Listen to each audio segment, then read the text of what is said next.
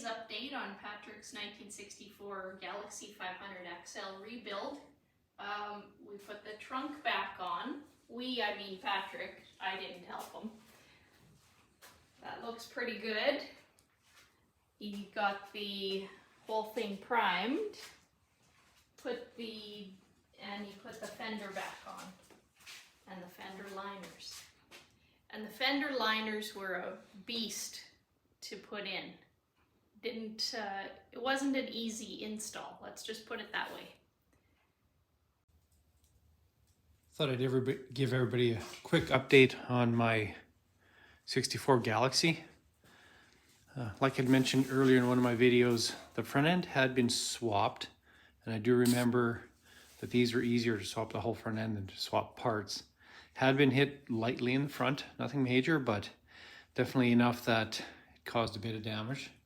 When I took this fender and I started stripping it, the good news is it looks like it was either stripped or hadn't been painted a bunch of times like the rest of the car. So I think the paint stripper is working reasonably well. I can see a little bit of body filler underneath here, so it's been fixed on top. What you don't see is the moldings that go here.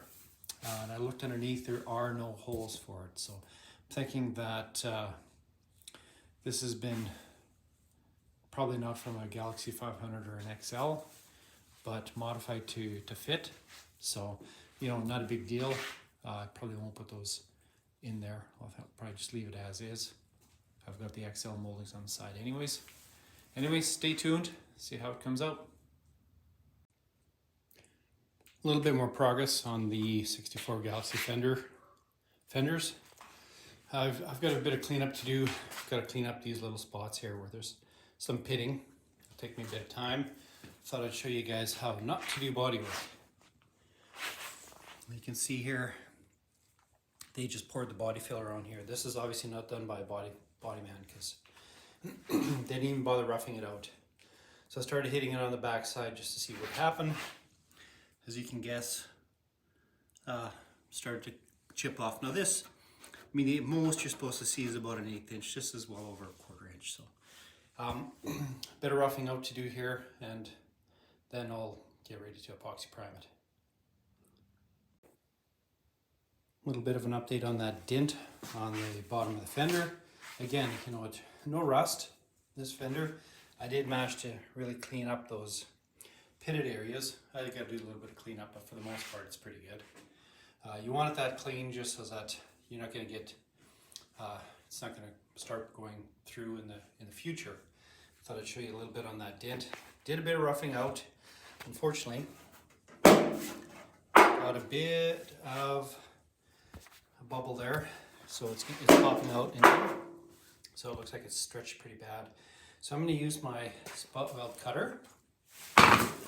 Just heat it up in a spot and then just cool it off, and then that should shrink it again, and then I can finish roughing it out. Looks like whoever did any work on here wasn't really understanding the basics of bodywork.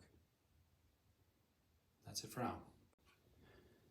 All right, so I bought the special clips that go on the rocker panel to the bottom of the fender, but when I tighten them, they seem to break. So I'm building this. I want to try if it's going to work. So I just trimmed this off a little bit. Make sure it'll go through the clip on the back on the rocker panel.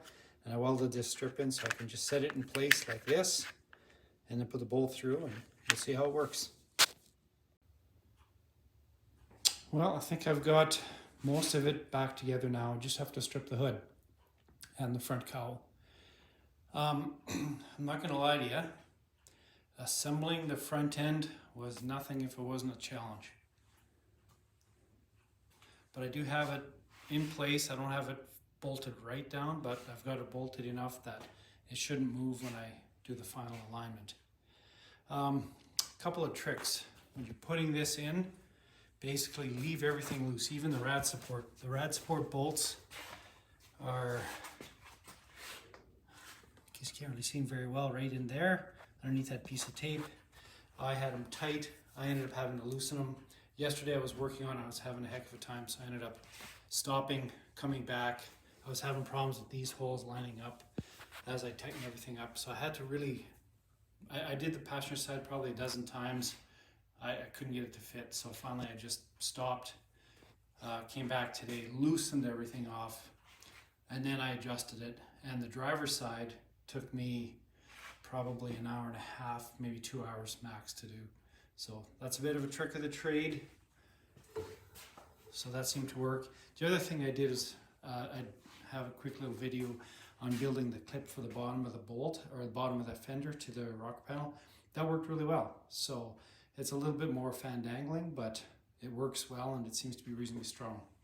So if you're contemplating buying the clips from Buds, this is an option that's more viable, and they seem to be a little bit stronger. And if you break one of those U-clips, it's not hard to buy.